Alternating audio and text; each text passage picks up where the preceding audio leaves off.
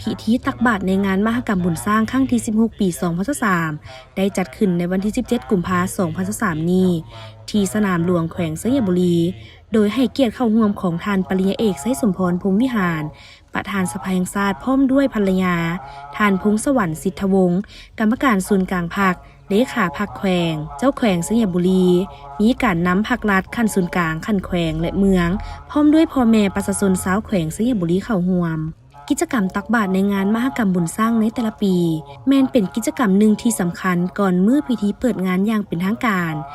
จัดให้มีพิธีดังกล่าวก็เพื่อแสดงถึงความผูกพันความรู้บุญคุณต่อสร้างที่พวกเขาก็คือบรรพบุรุษได้นำไส้แห่งสร้างเข้าในการต่อสู้กู้ชาติในเมื่อก่อนและการนำไส้แห่งงานสร้างเข้าในการลากแก่สิ่งของต่างๆเข้าในการดำรงชีวิตประจำวันในระยะผ่านมาอีกด้านหนึ่งก็เพื่อเป็นการสร้างความผูกพันอันสนิทสนมระหว่างสร้างกับคนทั้งเป็นการสืบต่ออนุรักษ์รักษาฮีตคองประเพณีอันดีงามของชาติก็คือการอนุรักษ์รักษาสร้างให้ยืนยงคงอยู่กับคนลาวตลอดไปเพื่อให้สมกับว่าประเทศลาวเป็นประเทศล้านสร้างแขวงสยบุรีได้จัดงานมหกรรมบุญสร้างขึ้นเป็นครั้งทำอิฐในระหว่างวันที่ 17-18 กุมภาพันธ์ 2007 ที่บ้านเวียงแก้วเมืองหงสาแขวงสยบุรีและมาฮอดปีนี้ถือว่าแขวงสยบุรีจัดขึ้นเป็นครั้งที่ 16 อันได้แสดงถึงการสืบทอดฮีตคองประเพณีวัฒนธรรมตำนานควรสร้างดังเดิมจากประวัติความเป็นมาที่เคยนับถือปฏิบัติภายในครอบครัวกลายมาเป็นมหกรรมบุญสร้างประจำปีของแขวงสยบุรีเพื่อให้พ่อแม่ประชาชนบรรดาเผ่าอยู่ภายในแขวงตลอดฮอดแขกภายในและต่างประเทศได้เข้าร่วมกิจกรรมดังกล่าวการจัดงานมหกรรมบุญสร้างขึ้นในแต่ละปีก็เพื่อเผยแพร่วัฒนธรรมควรสร้างให้สังคมและชาวโลกได้รับรู้ว่าสาธารณรัฐประชาธิปไตยประชาชนลาวได้จัดงานมหกรรมบุญสร้างที่ยิ่งใหญ่ซึ่งเป็นเกียรติประวัติแห่งความภาคภูมิใจของประชาชนชาวแขวงสยบุรีก็คือประชาชนลาวบรรดาเผ่าในทั่วประเทศ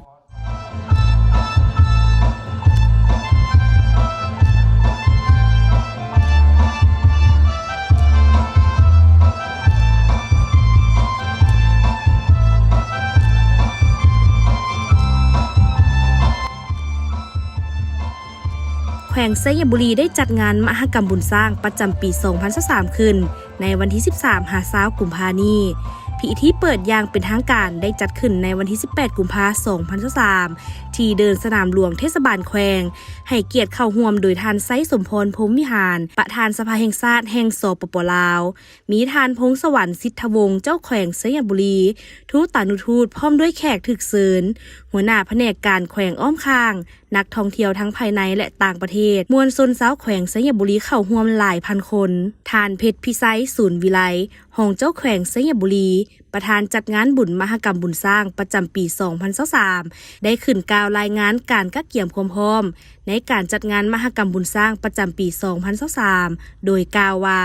งานมหกรรมบุญสร้างแขวงสยบุรีแม้นจัดขึ้นในเดือนกุมภาพันธ์ของทุกๆปีแต่มาฮอดปี 2020-2022 ได้หยุดเซาย้อนการระบาดของพยาธิโควิด -19 มาฮอดปี 2023 นี้สภาพการระบาดของพยาธิโควิด -19 ได้ลดผ่อนลงและพวกเขาก็ได้มีการสักวัคซีนป้องกันจึงได้ตกลงจัดงานมหกรรมบุญสร้างประจำปี 2023 ขึ้นเป็นครั้งที่ 16 ซึ่งมีสร้างเข้าร่วมทั้งหมด 75 ตัวจากนั้นท่านพงษ์สวรรค์สิทธิพงศ์เจ้าแขวงสยบุรีได้กล่าวเปิดงานมหกรรมบุญสร้างครั้งที่ 16 ประจำปี 2023 อย่างเป็นทางการว่าจุดประสงค์ของการจัดงานบุญสร้างแม่นการอนุรักษ์รักษาสร้างเคียงคู่กับการรักษาวัฒนธรรมฮีตคองประเพณีอันดีงามและวิธีการดำรงชีวิตของประชาชนบรรดาเผ่าที่ติดพันกับสร้างมาแต่อดีตให้ยืนยงคงตัวตลอดไปพร้อมนี้ยังเป็นการส่งเสริมเพื่อขยายพันธุ์สร้างและควรสร้างได้แลกเปลี่ยนบทเรียนซึ่งกันและกันทั้งยังเป็นเวทีแสดงทักษะแสดงความสามารถในการคุ้มครองสร้างต่อสาธารณชนได้เห็นให้ประชาชนและนักท่องเที่ยวเห็นการดำรงชีวิตของสร้างฮู้บุญคุณและถือความสำคัญของสร้างที่อยู่คู่บ้านคู่เมืองตั้งแต่อดีตจนถึงปัจจุบันพร้อมทั้งเป็นการโฆษณาส่งเสริมการท่องเที่ยวอยู่แขวงสยบุรีให้นักท่องเที่ยวทั้งภายในและต่างประเทศเข้ามาท่องเที่ยวหลายขึ้น ค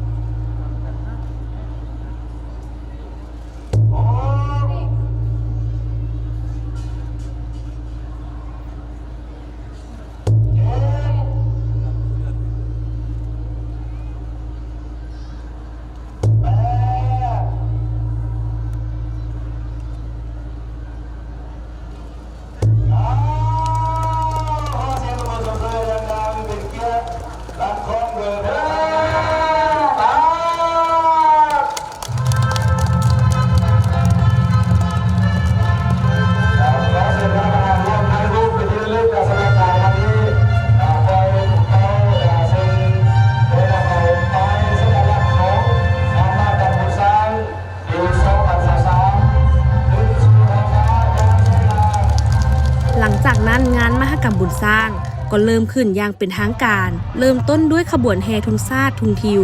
ขบวนป้ายงานมหกรรมบุญสร้างประจำปี 2023 โลโก้บุญสร้างสัญลักษณ์งานมหกรรมบุญสร้างขบวนพาขวัญสร้างและเฒ่าแก่แนวโฮมขบวน8ส้นเผาที่เป็นสัญลักษณ์ของแขวงสัญบุรีจำนวน80คนขบวนแห่สร้าง75ตัวประสานเสียงเป่าสนัยขบวนสร้างเซิร์กขบวนสร้างท่องเที่ยวสร้างลำเลียงและสร้างลำเลียงอาหารการกินนอกจากนี้ยังมีขบวนแห่ก้อนกำลังจาก11เมืองก้อนกำลังจากแผนกต่างๆขบวนฟ้อนบัสโลบ 1,400 คนต่อด้วยการบาสีสู่ขวัญสร้างสมการแสดงโดดจ้องจากกองพันทหารอากาศกระทรวงป้องกันประเทศกิจกรรมอนุรักษ์สร้างแต้มรูปสร้างตีกอบบริการขี่สร้างสมการแสดงกิจกรรมของสร้างสมสร้างอาบน้ำและอื่นๆตลอดระยะการจัดงานจะมีกิจกรรมท่องเที่ยวแหล่งธรรมชาติที่สวยงามการวางแสดงและจำหน่ายสินค้า1เมือง1ผลิตภัณฑ์สินค้ากสิกรรมหัตถกรรมอุตสาหกรรมปรุงแต่งที่เป็นท่าแห้งและผลงานของ11เมืองภายในแขวงสัญบุรีมาจำหน่ายตอนค่ำจะมีการแสดงศิลปะวรรณคดีของบรรดาแขวงและเมืองอ้อมข้าง